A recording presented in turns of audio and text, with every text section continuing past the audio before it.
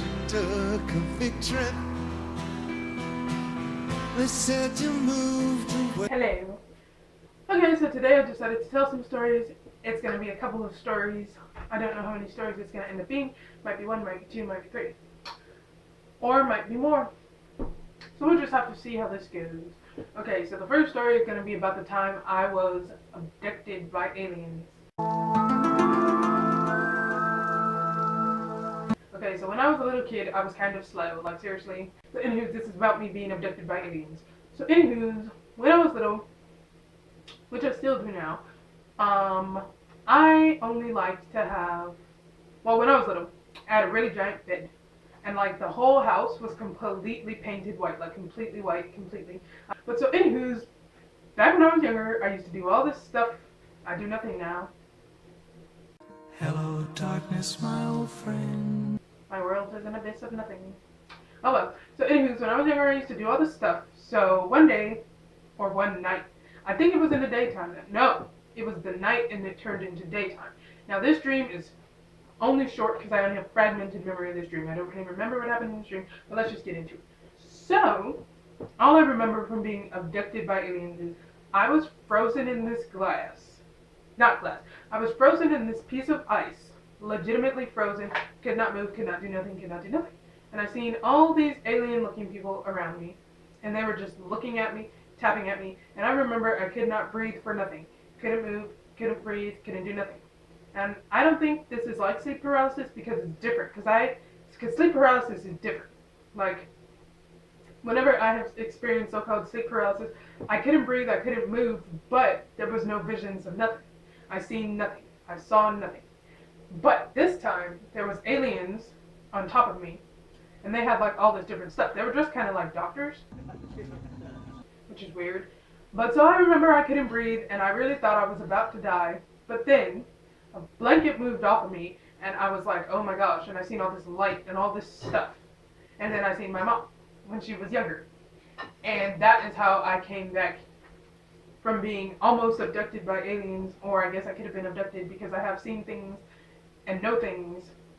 Sorry. Anywho's, on to the next story. This story is about the man in the window. Now this story is about the man in the window.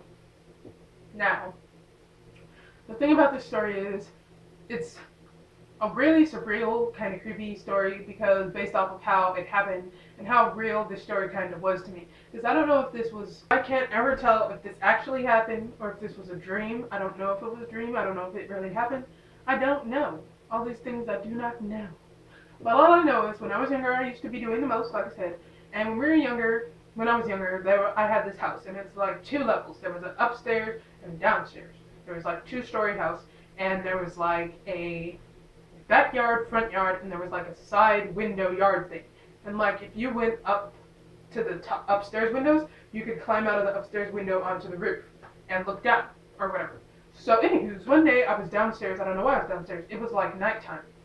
Like I said, I don't know if this was a dream. I don't know if it was reality. So anywho's, I walked up to the window.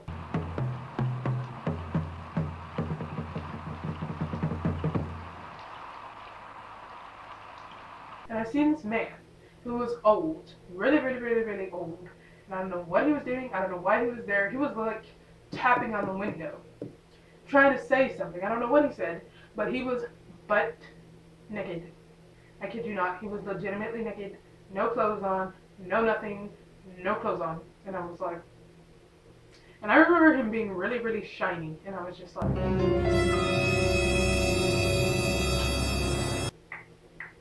And I didn't know what to do from that point on. I literally did not know what to do. I was like, what? Now what? So I had no idea what to do. The last story I will tell is about the Carrot Man. Now, you'll understand later in the story why he's called the Carrot Man. So when I was little, I used to go with my mom everywhere.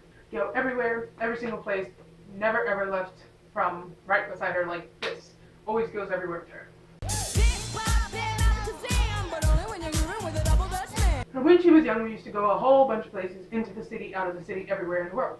And of course, you're a little kid, you need snacks, this and this and this. I was younger. No, yeah, I was 10, so I was younger. But so anywho's, I used to be like this Because my mom's all up on her. So we went to Fry's, and I used to get those like basically you could call it a healthy lunchable, a healthy expensive lunchable. All that. I only like carrot, celery, ranch, all that. That's what the ones I used to like. So I was on the thing called the Orbit, which is a space.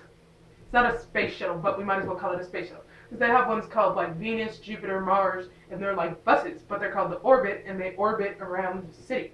So if you're getting the point, I guess there is life on Mars.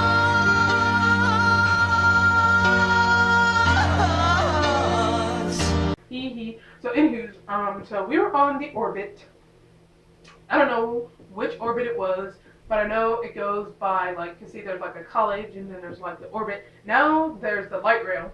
The light rail was in its early stages when this happened. But anyways, but it was weird because we had to come back. Because we had left and went to another state, then came back. So anyways, we were on the Orbit, and we were going around, and this man had got on the bus.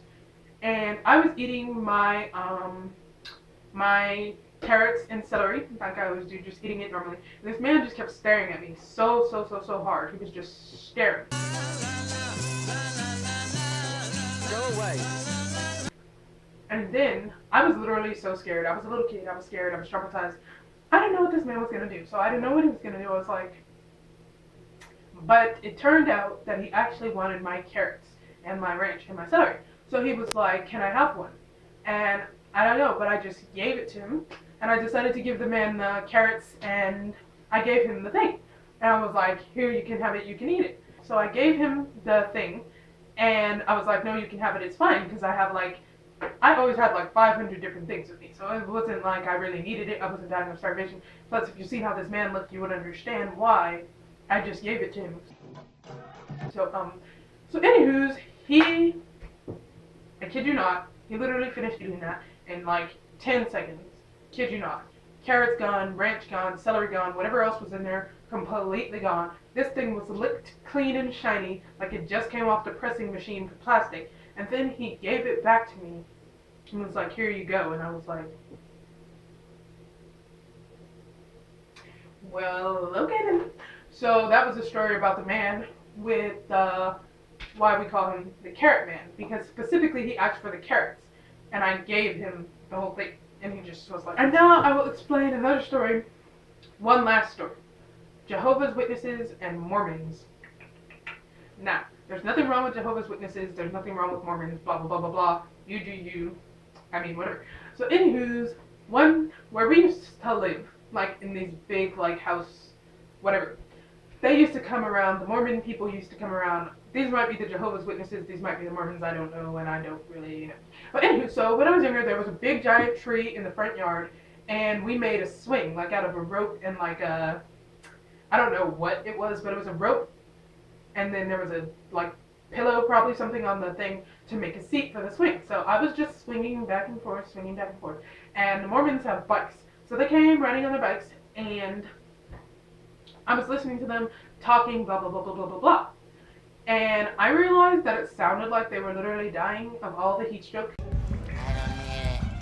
don't need it. I need it! Because now they have a car, but back then they were on bikes, riding back and forth. And it's too hot here to be going up and down bikes and stuff. And so it was just so happened that me and my mom, of course, always in the story, had gotten these oranges, like the most juiciest, most amazing oranges. They were like this big. Now the oranges taste like dirt, but why? But back in the day, fruit used to be good. This is probably when I was like 8. I don't know. I was young.